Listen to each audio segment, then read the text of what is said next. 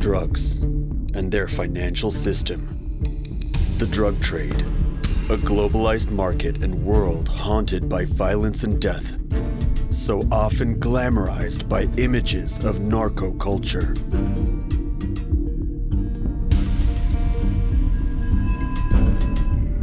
The history of drug trafficking goes back at least 100 years, across many continents, leaving the most vicious savagery in its wake. Yet drug trafficking doesn't belong to a particular country. It forms its own country. It's a dark territory that stands apart with its own codes, laws, culture, religion, values, and economy.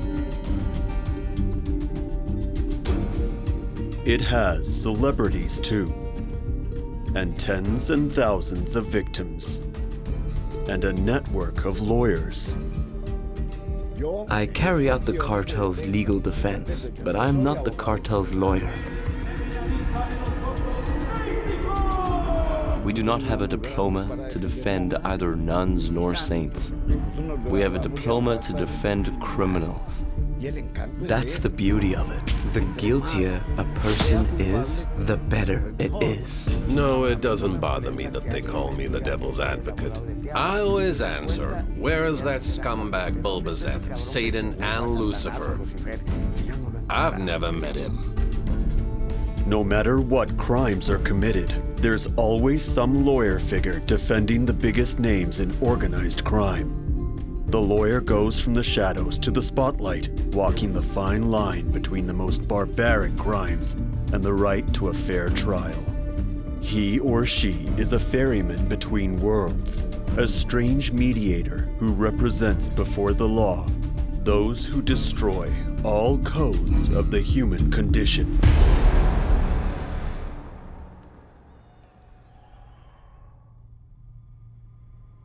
Lawyer and criminal. A unique relationship, revolving around truth. This truth is the foundation of the entire defense system, but it isn't the same truth as in a police investigation, or the one presented during a trial, or the truth of journalists. This truth solely belongs to the lawyer and his or her client. The defense lawyer is not only their sole contact, but also the one who brings their truth before justice.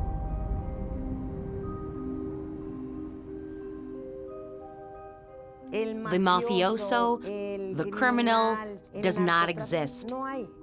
It is a man, a person.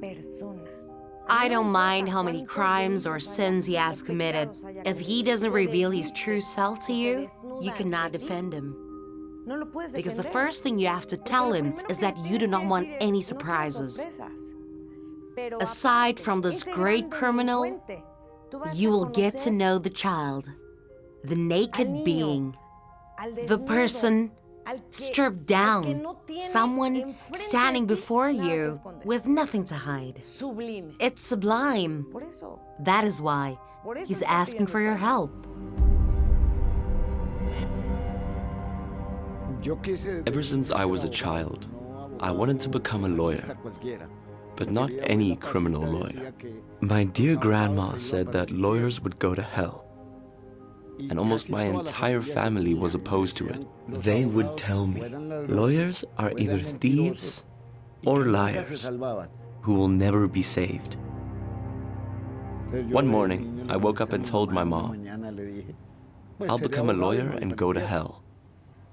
Coming from a family of farmers, without economic resources, having the power of defending the world's greatest criminal does not happen to just anyone. We say that every major criminal holds up a mirror to their society, and that every lawyer reflects the legal system they work in.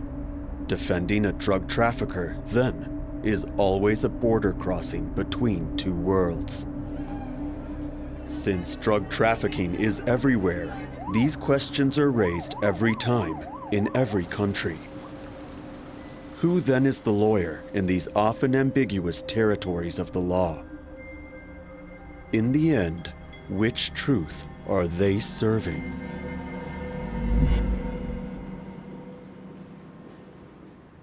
Criminal defense, it's a lot about performing, in the sense that, you have an audience, it's the judge and the jury, and you are performing and you're selling a story. The prosecution is selling a story, you're selling a story.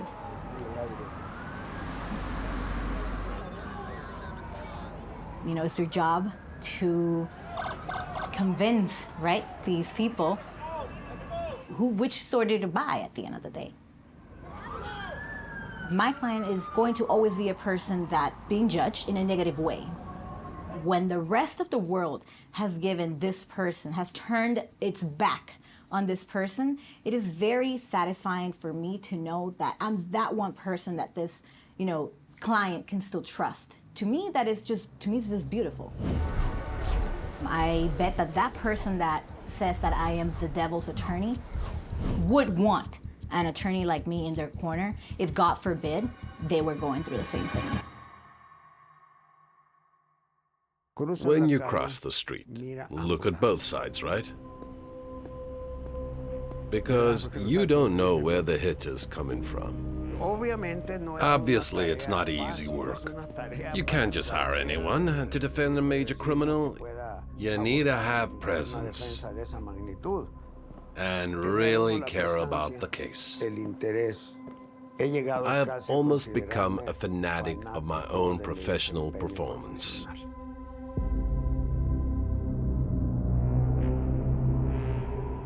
I practice criminal law. That is my field. I could not defend Mother Teresa. She defends herself because she has the direct connection with the great Lord of the universe. It's mafiosos who have chosen me to be their lawyer. And that feels right and fair, considering the fact that the lawyer-client relationship is like a marriage, in that both sides agree to it based on tastes, interests, sensibilities, and affinities. Throughout his life, Pablo Escobar, the most iconic Colombian drug trafficker, had the same lawyer, Gustavo Salazar Pineda. The codes shared between the defending lawyer and the accused were based on a relationship of loyalty and exclusivity. You hire a lawyer, not just anyone, the one you choose and the one you want. Do not forget, we end up being the priest to these people. We become confessors to the criminals. That relationship is so profound, so intimate, that if there is no trust, no empathy, no love, I can't imagine defending a case if I don't love the case, love the client, and love the truth above all. The first thing I tell them is, tell me the truth, so I can lie to the jury. Medellin, Colombia. The city from which Pablo Escobar ruled over the world of organized crime. The city and the country continue to be haunted by the figure of the former cartel leader, shot dead in December 1992.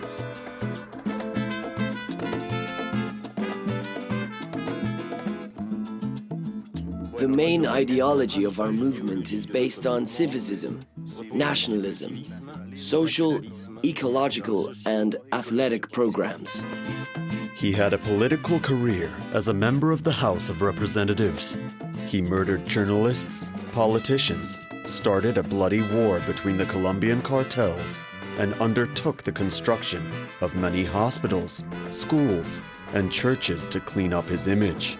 A neighborhood bears the name of Pablo Escobar, and there are 2 museums filled with his photos, objects, and wax statues recording him for a kind of cartoonish posterity. His motto has become an omnipresent slogan in narco culture: Plato o plomo, money or bullets.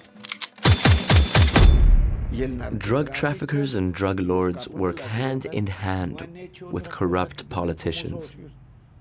One day I was asked, at what point did Pablo corrupt the politicians? The real question is, at what point did the politicians corrupt the narcos?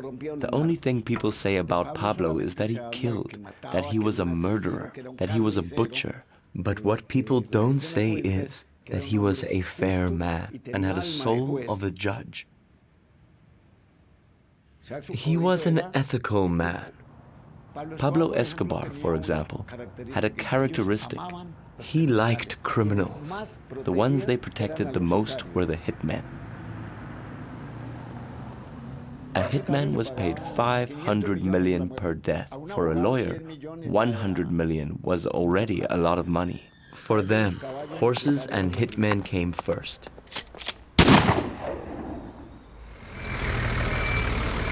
If Colombia is the birthplace of the Escobar myth, Mexico is that of the cartel empire.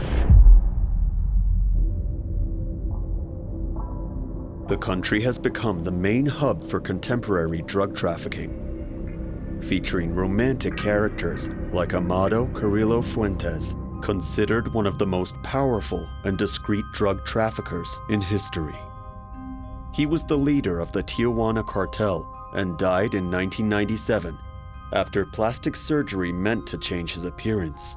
He created a fleet of airplanes loaded with Colombian cocaine that he would get to crash on American soil in order to recover their contents.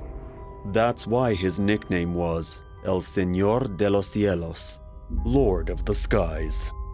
During his short reign, Amado Carrillo Fuentes was above everyone. He was a cunning billionaire. He could buy police officers, judges, generals, and politicians at will. His lawyer was one of the most important criminal lawyers in Mexico, Rogelio de la Garza. He was a very smart person. The authorities even admit that. He was a person who he understood when I'd tell him I couldn't defend him on legal grounds. So he would look for other avenues so I could defend him properly. People said that he was a violent man. From what I saw, he wasn't a violent person. Not to my knowledge.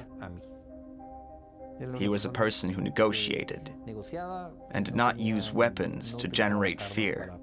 When you meet one of these people who, according to urban legends, are evil incarnate, when you meet them, you realize that they are not so bad.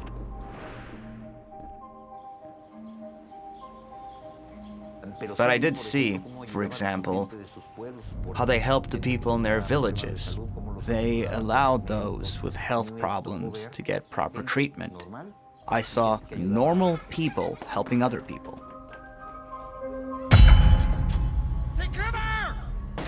It was difficult to believe what the public opinion said, what the media said about them.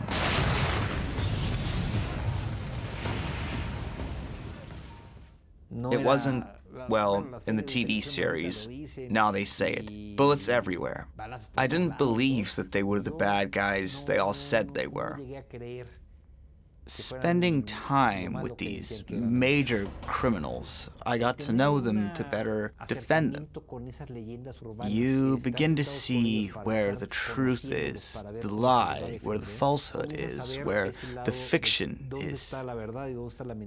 Because a lot has also been said. According to urban legends, many politicians were involved with narcos.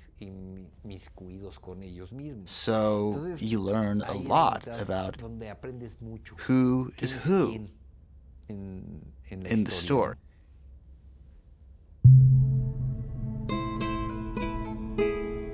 The myth of the good drug trafficker is so well maintained that it survives the violence that comes with the territory.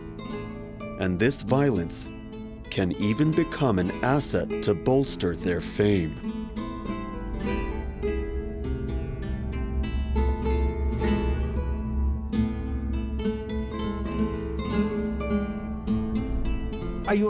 Society tends to turn these criminals into heroes, as we saw in Italy in the 80s with the Italian mafia. It's a situation that we see more and more in music, movies, and television. Drug traffickers are painted as heroic figures. The criminal, the major criminal, is an artist and he knows it. He raises crime to an art form. For example, there is a study on Goya that says he was a violent man, a fighter. The narcos, these alleged murderers, and these mafia bosses have a soul and behave in ways similar to artists. They have a code of ethics and an aesthetic of crime. They are provocative and they are irreverent. They have a high self-esteem. They have very big personalities. To be a capo, you need, as the Argentinians say, to have balls. That's the capo. The capo is great, and El Chapo and everybody in Mexico learned from the Colombians.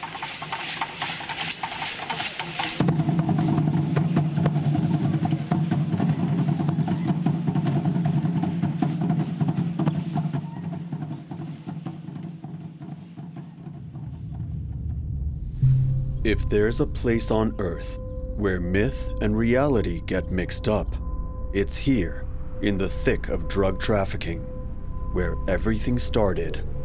The Mexican region of Sinaloa, stronghold of the cartel of the same name, and its leader, Joaquin El Chapo Guzman.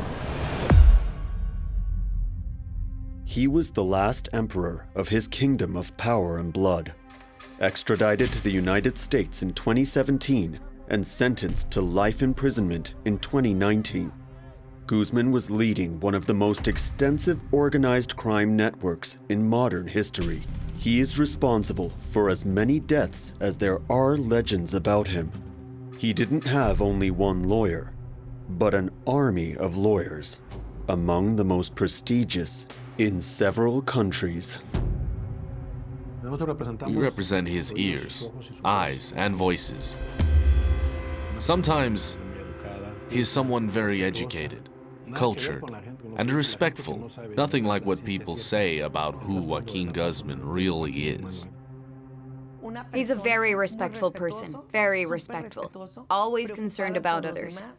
He's a very ignorant person, particularly ignorant, so much so that at some point I even doubted we were talking about the same person.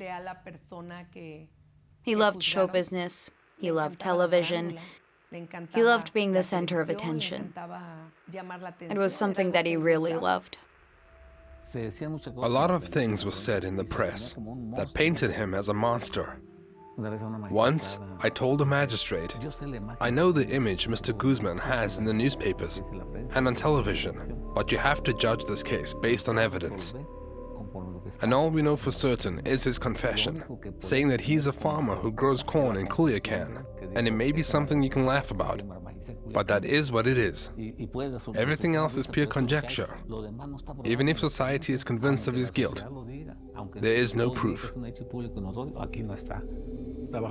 Working with that kind of client, especially Joaquin Guzman,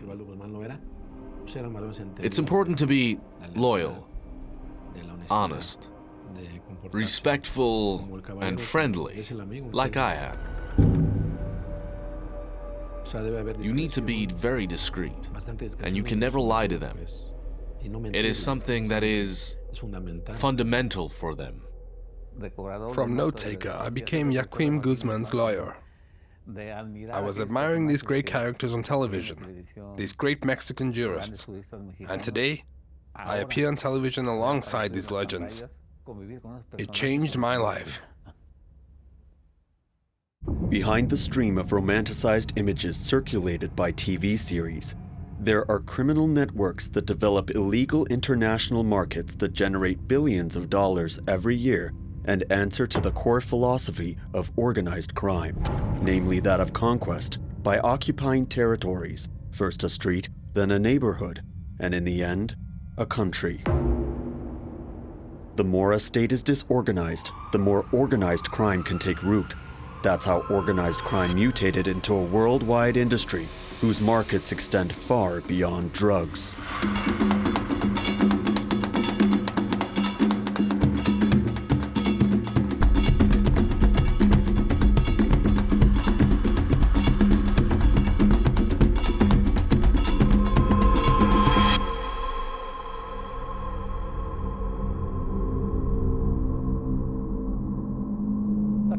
The Office of the Attorney General of Mexico gets an F in fighting organized crime. I mean, it's been completely absent from the fight against organized crime. It is ineffective. Concrete numbers that I can mention indicate that between 2.5, I repeat, between 2.5 and about 3% of the total investigation files that the Attorney General's office has classified as organized crime, between 2.5 and 3% of those investigation files get prosecuted, and the rest of the 97.5% of those investigation files are paralyzed. Alberto Woolrich is one of the most famous criminal lawyers in Mexico. He is president of the Criminal Law Academy of the Bar Association and the spearhead of the battle between the justice system and the drug trade. He embodies an idea symbolized by the owl, the emblem of the legal profession. Each one of these owls that you see here is a sign of gratitude from someone. It reminds me of the case that I had to defend and the case that was resolved, fortunately, in a positive way. For us, it has a special symbolism. The owl always keeps its eyes open, just like us lawyers, who must always keep our eyes open to detect any injustice, any question of corruption, and process all these acts according to the law. Justice is the main pillar of the state sovereignty. Therefore, it is imperative that lawyers who are dedicated to dispensing justice honor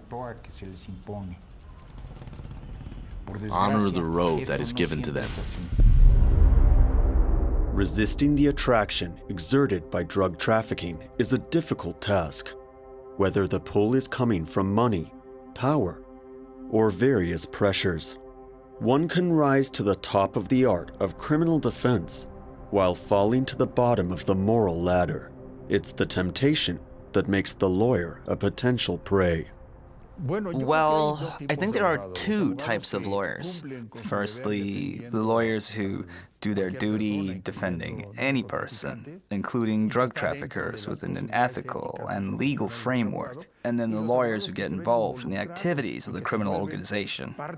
Unfortunately, many of them have been killed because they've been considered part of those cartels. These lawyers, who often mix with these criminals, become something like modern heroes. The lawyer is the sole upholder of the law, shaken by a staggering paradox.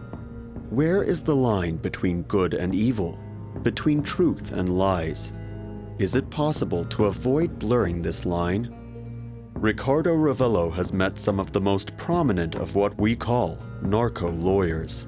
Unrivaled investigator, threatened with death many times by organized crime. To this day, Ricardo Ravello has written the only report on the world of lawyers governed by money, power, corruption, and of course, death. What moves these people to take on a drug trafficker's case? I see an unconscious drive for fame and power. They like the danger.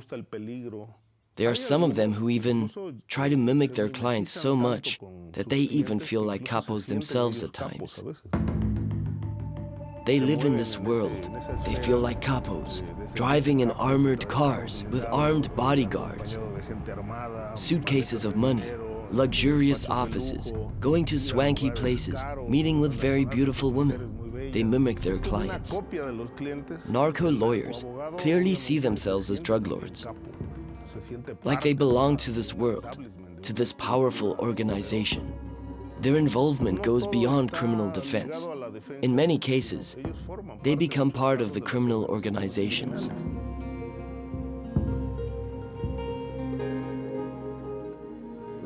They take care of their clients' property, ranches, cars, to ensure the well-being of the criminal organization.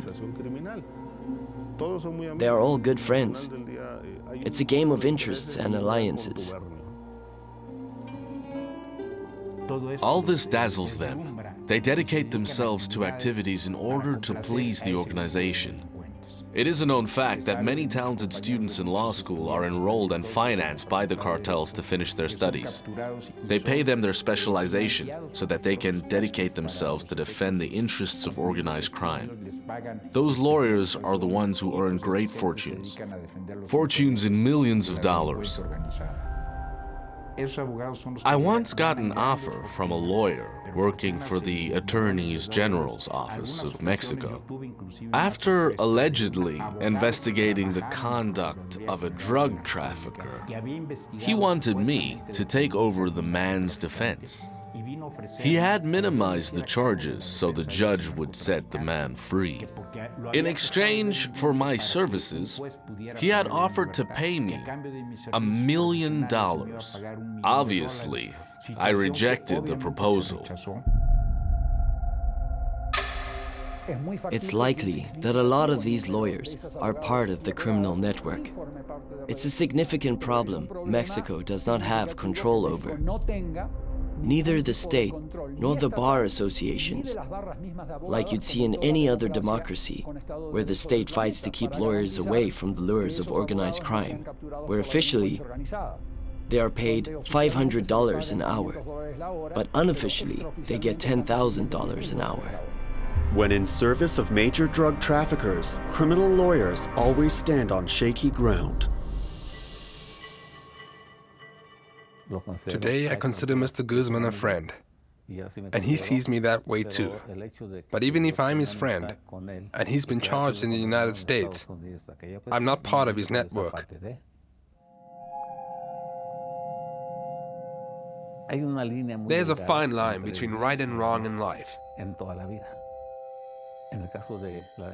The high-level members of organized crime we defend often try to use persuasion to get us to do things that fall outside the law. I want to write a book on that point. How to stay in the good path and not to be involved in the path of evil. As long as things are done correctly, as lawyers, that we defend people properly without trying to lie to legal authorities, tricking them, cheating them through fraud. Everything should be fine. There is a very thin line, a very fine line of risks. You have to have a lot of knowledge and experience to be able to know how not to unintentionally overstep that line.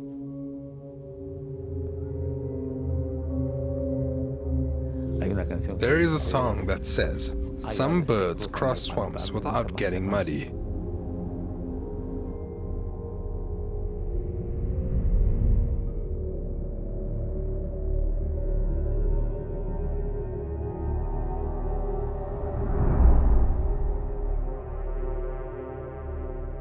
Crime pays whatever it takes. They have plenty of money, and above all, they have it in cash, in any currency. It's very tempting, and an irresponsible lawyer will ask for millions of dollars, but won't be able to keep his promises. A lot of lawyers end up killed. Money is very nice, but at what price? Then, by defending certain narcos, they end up becoming accomplices, messengers between prison and the outside world. In about 10 years, we've counted around 800 lawyers killed by organized crime.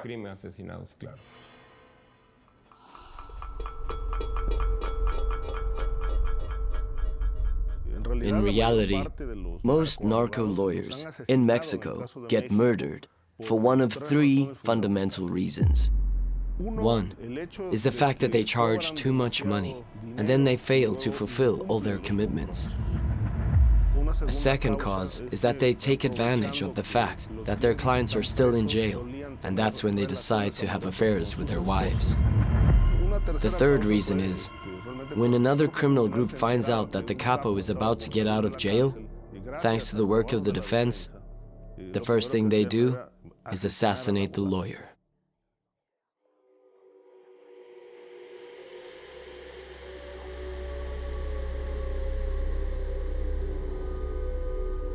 My husband was a lawyer. At the beginning, he practiced family law. Later, already in the last part of his career, he got into criminal affairs. In the blink of an eye, our whole lives changed. From renting a property, we had a house. And not only one house, we went on vacations. We had cars, a lot of comfort. We were living a luxurious life, but we didn't have him. He started to take us away from him, from his life. His life was no longer with us. We didn't know who his life belonged to. The only thing that he would say to me was, after this, we are going to leave. We're going to start a new life, because it wasn't a life. I think it was getting involved in these kinds of cases and defending criminals that led to his death.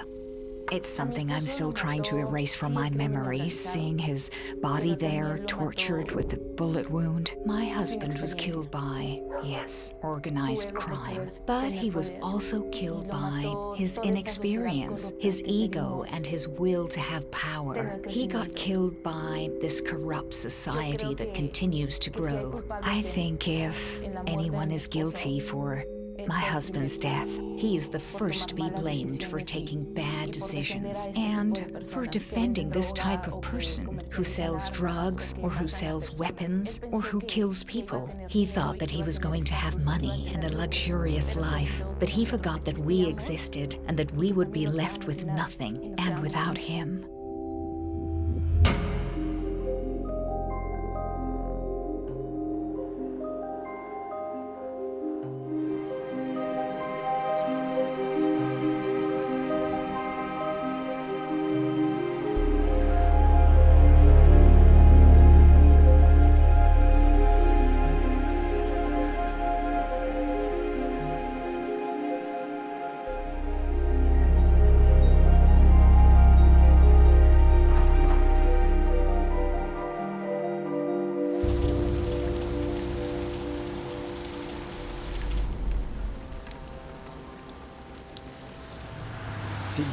If I am alive today, it is because I've never crossed over from being a lawyer to being a messenger or accomplice. I was their lawyer, not their slave. I was the man who, like lionesses, defend them in trial, but not as an accomplice.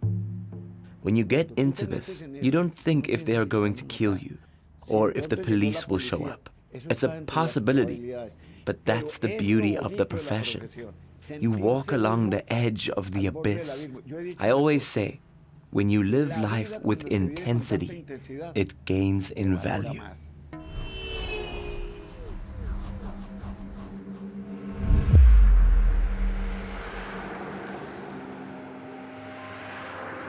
The most difficult episodes with clients are when you visit them in hiding.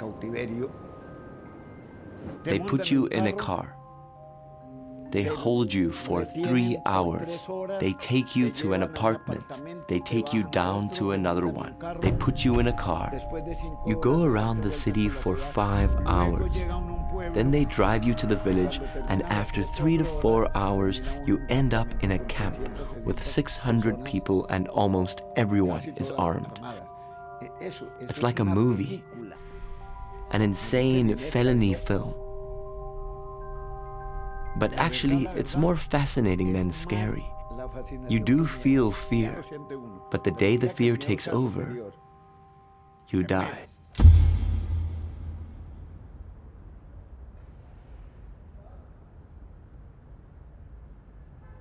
Anything goes, even threats to judges and to the police. Every day, the power of drug traffic increases, and not just in its capacity to destroy.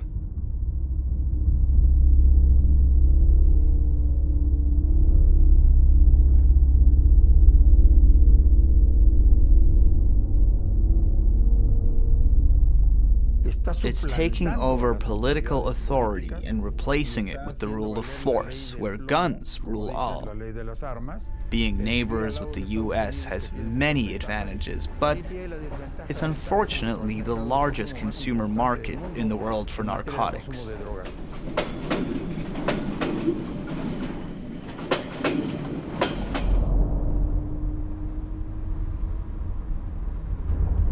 That is life. And how many years has it been? 15? Today, Raul Gonzalez Rayon is a rich man thanks to the invention of a drink famous on both sides of the border. Yet, nothing suggested that this would be his fate. In another life, he was one of the most respected customs officers. He could detect arms contraband like no one else. But the assassination of one of his sons by organized crime turned his life upside down. He distanced himself from this environment, but nothing would ever erase the agony and consequences of this corruption. Well, they used to call me the metal detector for all the weapons that I found. In every customs office I went to, they recognized me. Here in Juarez, commanders came and went, but I stayed put. I could perceive this smell, this wet hay smell. People would give off this smell.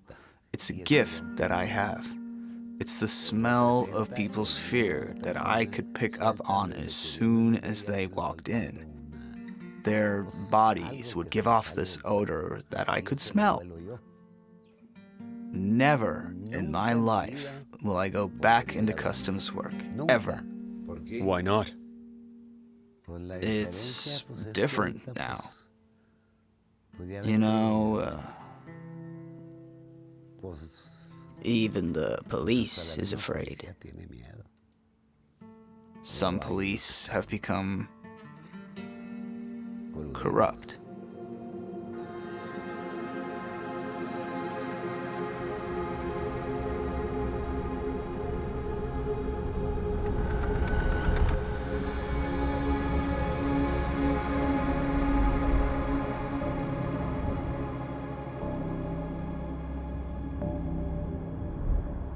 In these territories, nothing is even further away from justice than the victim. Tens of thousands of innocents, people who were minding their own business, become targets when caught between the interests of drug traffickers, police, army, state, or banks. They die every year so cruelly and anonymously in the dark underbelly of organized crime. The police are there, but turn a blind eye. And in the courts, few sentences manage to officialize their tragedy. Everything is sacrificed in the name of a virus, narco-politics, which in turn becomes narco-justice, narco-police. In this context, the defense lawyer becomes a figure caught in an endless spiral. Narco politics have taken over. Many of our politicians are associated with criminal groups precisely to bring cocaine into the country and export it to the United States. This obviously benefits criminal lawyers who are in charge of investigating these types of matters. They can get their clients freed and left unpunished. Often the lawyers take part in corrupting people. Many judges, ministers, and court magistrates sell their conscience to the highest bidder. Defense attorneys take advantage of their weaknesses to get their clients freed. Organized crime controls our institutions and our government, but it's beginning to become public knowledge. The wolves are in the sheepfold. It's an open secret. Because the police have ties to organized crime, that's where we are at. That makes the lawyer's job more difficult and puts them in danger. Because of the corruption of the Mexican policing system, many people die.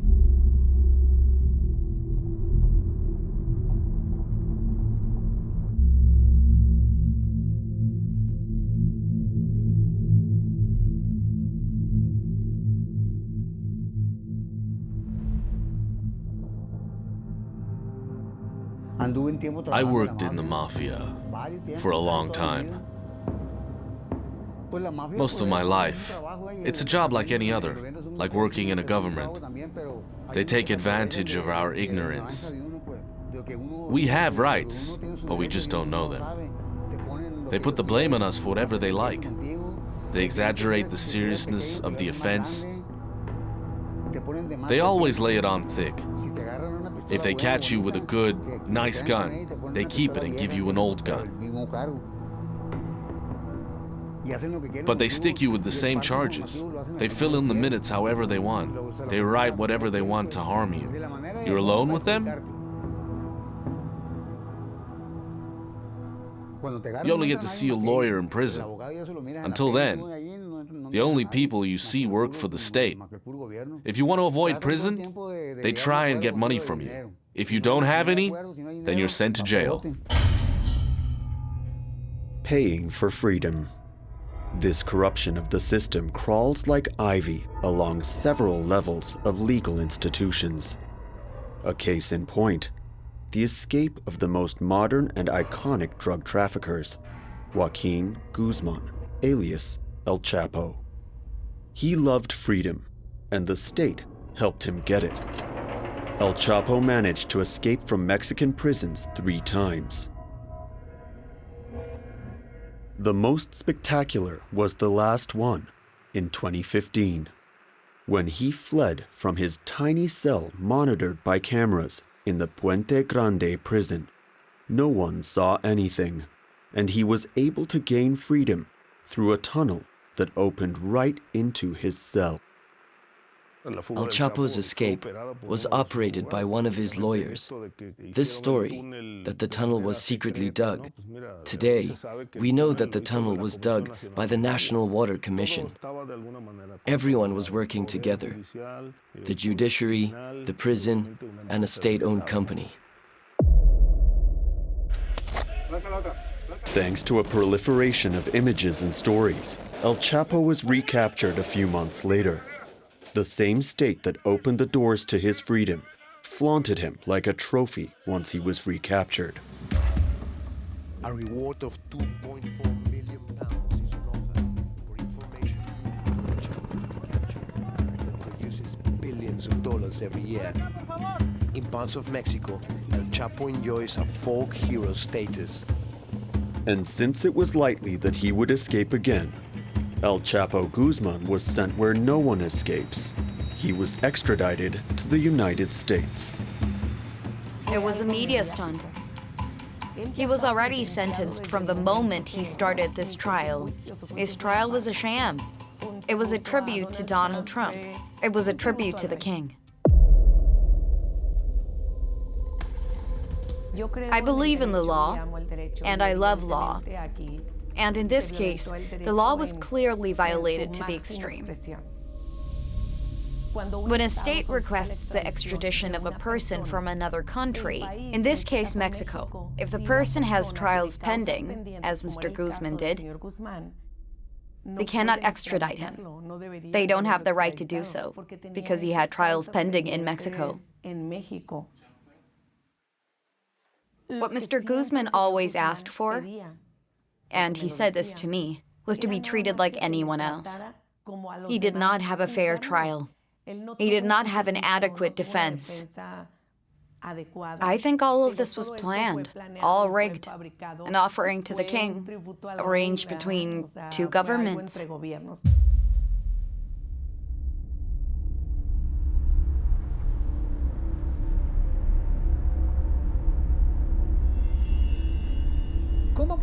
How can it be that a prosecutor in Brooklyn has access to recordings, photos, and transaction records, while the Mexican government doesn't have the shadow of an investigation? There is very little that a U.S. prosecutor's office can do, as it cannot replace Mexican institutions. In Mexico, there is a pact of impunity between politicians and the mafia. Nobody can replace Mexico, its society, or its sovereign state to fight organized crime in its own political system.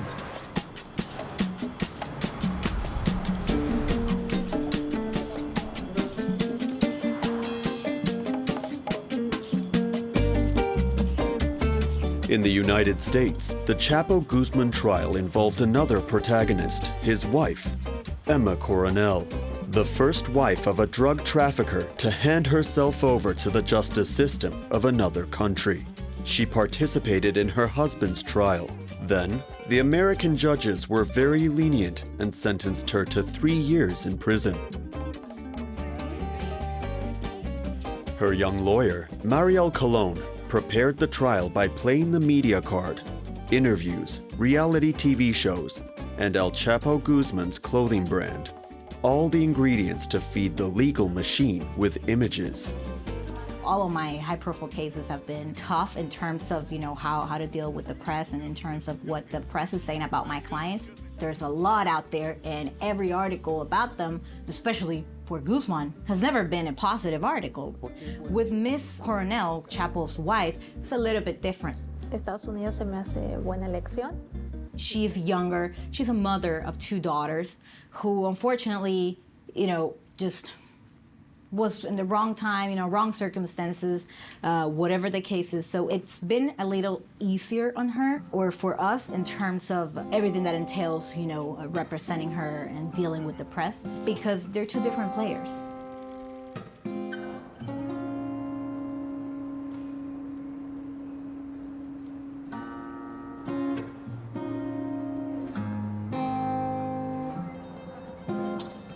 The extradition of a drug trafficker is a taboo topic, as much for the state who extradites, since it has to renounce its own laws. As for the drug trafficker himself, the Colombian Pablo Escobar, for example, said, "I prefer a grave in Colombia than a prison in the United States." People see drug lords as charming millionaires, but behind closed doors, they're children. To the point that, for example, when the main capos of the Medellin cartel went to the prosecutor's office, they fell apart, and I told them, "You're very good for killing, bombing, or transporting tons of cocaine, but to face a prosecutor, you are absolutely weak." I said, "You are like dogs. As a pack, you bark. Alone, you hide under the bed."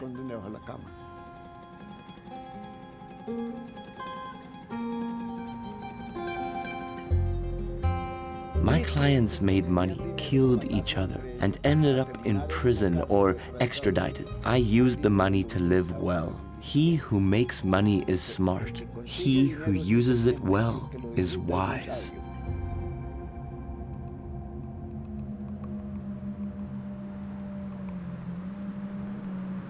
In places where it has conquered territories, organized crime does as it pleases. In truth, it isn't fought against. It prospers thanks to a fiction coordinated by the state itself, private interests, and the political world.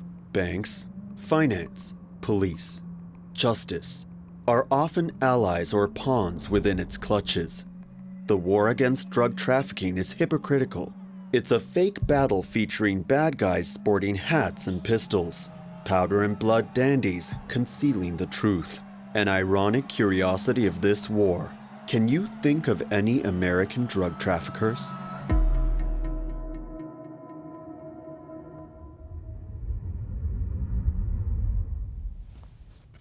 In the case of this war, as it's a war with criminal organizations, the main weapon that they use is propaganda. And then, of course, you have the written novels, films, and shows on narcos. Social media use it as well. It's all just an illusion. Gentlemen, you can either accept my business or suffer the consequences. Silver or lead. And I would add that these characters, who have become so popular, have been put forward by the organizations as a facade, so they can go about business as usual while we are entertained. The war taking place before our eyes is between organizations running similar businesses, fighting over territory. It is a war that, unlike other wars, where there is a formal declaration and an invading army, this war happens beneath our feet. This war devours us, even if we don't see it on a daily basis, and yet it is as deadly as traditional wars. Members of organized crime, the men with guns you see in the newspapers, are grunt workers. The leaders of organized crime in Mexico and Colombia are politicians and businessmen, protected by judges and attorneys. They're the top of the pyramid. We're asking the state to fight against itself. I am convinced that the driving force behind organized crime, the heart of organized crime in Mexico, is politics. It's not El Chapo Guzman. That's why we consider Mexico a mafiocracy more than a democracy.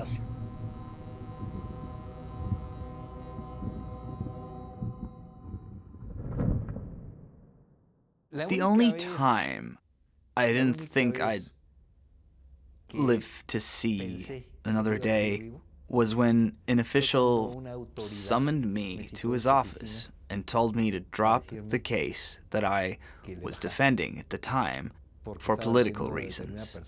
I thought to myself, will I get out of this alive? That's the only time I was worried. It was a difficult time because I was dealing with the highest level of power, the top of the Mexican government.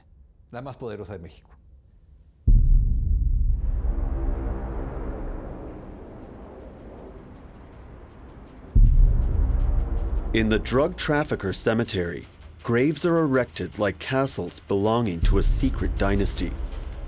True palaces to kings to immortalize the homes of criminals. The entertainment business makes TV series, songs, movies, and writes biographies about them, while the victims have not yet been granted justice. Graves so very different from those unnamed innocent victims. Civil society is dying, almost invisibly, in silence, while this human tragedy engulfs the entire world before our unseeing eyes. This colonization of crime is lurking. It infiltrates everywhere, without the law being there to deliver justice. It's not exclusive to Mexico or Colombia. In the end, where organized crime has taken root, the truth the lawyer holds can't even be used to grant victims the justice and reparation the state owes them. The only thing that lives on in memory is the legend of the drug trafficker. If you want to talk about crime, I say to the authorities, talk to the mirror. You'll be surprised by what you see.